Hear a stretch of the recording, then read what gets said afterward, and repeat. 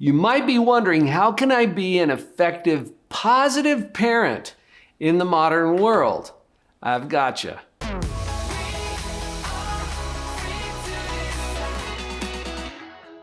Parenting is the most important job in the world, and it probably comes with the least amount of formal training. I'm Dr. Paul Jenkins, and I'm going to share with you in this video 3 secrets that every parent needs to know. Secret number 1. Positive parenting is about stage, not age. Now, I get this question all the time. Dr. Paul, my child is 3. What should I do? Okay, or another parent will ask, Dr. Paul, my child is 13. What should I do to, and then they continue with their question. Look, it's not about age. It's about stage. Let me tell you what I mean. There are stages of moral development that our children naturally go through, and we do as well. It's part of our own development. Think about birth, for example. When your child is born, how much control do they have over their life? Yeah, hardly any, right? They can make a big noise and a big stink, and that's about it. Well, as they get older, as they grow, as they mature, they get more and more control over their life. So if you picture a model that starts with birth on this side, and as they start to grow and get older, now let's put control on the up and down part of this. So if you can picture a line that starts really low when they're born to over here when they're an adult, how much control do they have? Well, they have quite a bit. It's way up here. So between birth and adulthood, they gain more and more and more and more and more control. All right, now, it's not about age, it's about stage. We all know people who are older who are not very mature, don't we? Yeah, we all know people who are younger who are really quite precocious or mature. So there's something here that doesn't have anything to do with age. Well, maybe it has a little to do with age, but there's other factors involved. You have a natural sense of this as a parent, but the secret is it's about stage, not age. So what if we were to take this continuum from birth to adulthood and just call that maturity instead? So how grown up are they? How mature are they? And let's divide that into 3 different chunks. You with me? So chunk 1 we'll call stage 1. All right, stage 1 is the least mature. In stage 1, it's all about being selfish and self-centered. It's about demanding and manipulating and fighting to get what I want. Does this sound familiar? Yeah, it probably does, because we all know people who are on stage 1. Now, we would expect a 2-year-old to be selfish and demanding, right? In fact, we kind of label it the terrible 2s. Well, what we're really talking about is a stage 1 of moral development that's very self-centered. They don't care how their behavior impacts other people. It's all about, well, how do I get what I want now? That's stage 1. Okay, stage 2 is when we stop fighting and demanding and we start cooperating. So this is the middle stage if we divide it into thirds. The middle stage is about keeping the peace and trying to go along with reasonable requests. Now, as you start thinking about your own kids, you're like, yeah, my kid's in stage 1. Maybe, okay, just notice that. Or you might say, yeah, my kid's cooperating with things. Cool. Now, I'm here telling you it's about stage, not age, meaning I don't care if they're 15 or 5. If they're cooperating with you, they're on stage 2. You with me? Okay, cool. What about stage 3? This is the most mature of those 3 stages. At stage 3, we're talking about responsibility and morals and values and ethics. People who are on stage 3 have empathy for other people. They really understand and care how others feel and what their impact is on those other people. Now, what's going on in the back of your mind?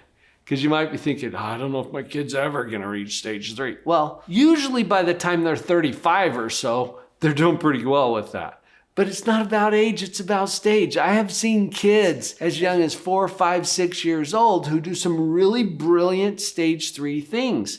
Now they're mostly, kind of at a lower stage of development at those ages, but it's about stage, not age. And I've seen teenagers who should be capable of responsibility and initiative who slip down to stage 1 and they become demanding and selfish. So it's about stage, not age. You got it? Did we drill that in? Now, why is that important? Because our positive parenting then becomes driven by what stage our kids are in, regardless of what their age is. Secret number 2, positive parents have lots of ideas for consequences that don't require cooperation. Go back to what I already shared with you about how it's about stage, not age. If our kids are on stage 1, that first stage that is very immature and selfish and demanding and manipulative, if our kids are there, they are not cooperating with us. Cooperation comes at stage 2. That means when our kids are on stage 1, we have to have ideas about consequences for their behaviors that do not require cooperation. We don't get that until stage 2. One of the mistakes I see parents making all the time, which causes them to get frustrated and yell at their kids, is that they want their kids to cooperate, but their kids are refusing to cooperate. It's about stage, not age. If our kids are refusing to cooperate, we simply need to have consequences that don't require cooperation. Now, I know what you're thinking. You're probably like what, Dr. Paul? Look, I've got you. Don't worry about trying to come up with all the ideas. I've put these together for you. Go to the URL that's on the screen right now, drpauljenkins.com/consequences. I've already done the work for you, okay? To come up with some ideas and categories to get the juices flowing about what those consequences could be. This will empower you if your kids are on stage 1. And most of the time when people reach out to me, it's because their kids are on stage 1. Let's get really good at identifying consequences that don't require cooperation. Once again, drpauljenkins.com/consequences. I'll put this right in your inbox so that you have that resource. It's completely free. I've got you on this. Now let's get to secret number 3. Positive parents are able to detach from the outcomes. I'm saying that as if it's easy. It's simple, but simple and easy are not the same thing. Your job as a parent, as a positive parent, is to love your kids, no matter what, and even if that's your job. We get distracted all the time thinking our job is to make sure that make sure that they do their chores, make sure that they do well in school, make sure that they are respectful and polite, make sure that they. How frustrating is that? Because you kind of suck at that.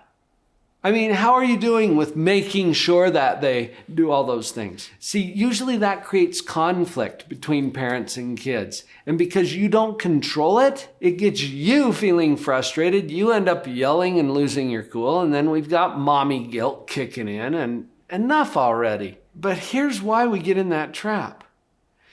If you're doing your job well, and remember, your job is to love them no matter what and even if you do your job well, you will experience pain. Don't tell me I didn't warn you. If you love your kids, you want them to be happy. True? And because you want them to be happy, but you don't control that. You don't control whether they're happy, they do. And you'll see them making choices that are likely to lead to some problems, some unhappiness. And because you love them, you get really attached to what it is that they're doing. Here's what I've learned as a professional psychologist. Somebody has to be attached to their outcomes. If it's you, It's not them. We detach from the outcomes not because we don't care about our kids. It's because we do. We do care about them so profoundly that it becomes of utmost importance to empower them to make good choices in their own life for mature reasons. And I've already shared with you those other two secrets that will get integrated into this. Detaching from the outcomes is really the key to becoming an effective, positive parent. Now, we have to at least address in part how we're going to do that. And the most powerful way for you to detach from the outcomes is for you to work on you. There's a little piece of you that's really resonating with that right now, and you were hoping that wasn't the case maybe, or you kind of realized it actually was. Here on the channel, we have a lot of videos about positive parenting, and really go use those and enjoy them and benefit from them. When people come into our coaching programs to get more help with this, we've decorated the door with positive parenting. Once you get inside the door, you realize it's about personal development. The best gift that you can give your children is a fully functioning, fully sane, fully positive parent. You get to work on you. And as you work on you, you will be less attached to their outcomes. One of the reasons for that is that we sometimes put undue pressure and burden on our kids. They have to do this differently in order for me to feel okay. We're going to remove that link. Okay, you get to feel okay anyway. And then you detach from their outcomes. They get to do what they're going to do or not. And there will be consequences for that. But now you're more detached from it. It becomes more of a business-like transaction when it comes to the discipline, instead of having you so emotionally tied into it. If that's making some sense to you, take whatever steps you need to work on you. And I think being here on the channel is a great step in that direction. We've got coaching programs we can help you with. Do whatever is necessary for you to take care of you. Another thing that I found extremely helpful in detaching from the outcomes is to have some plan in place for regular maintenance and practice. Because you know what?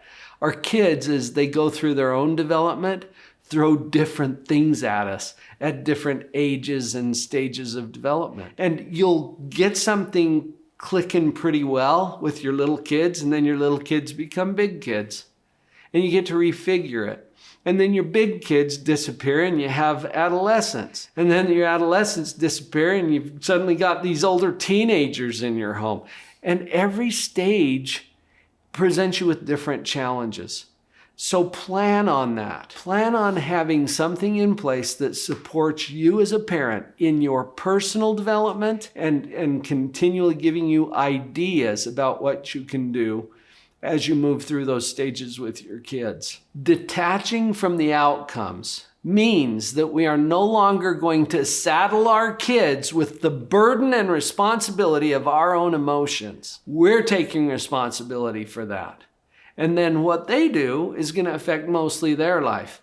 Remember, because you love them, you can't detach completely. You're going to feel some pain, but let's not let our own avoidance of pain have us abandoning positive parenting principles that will actually help our kids the most in the long run.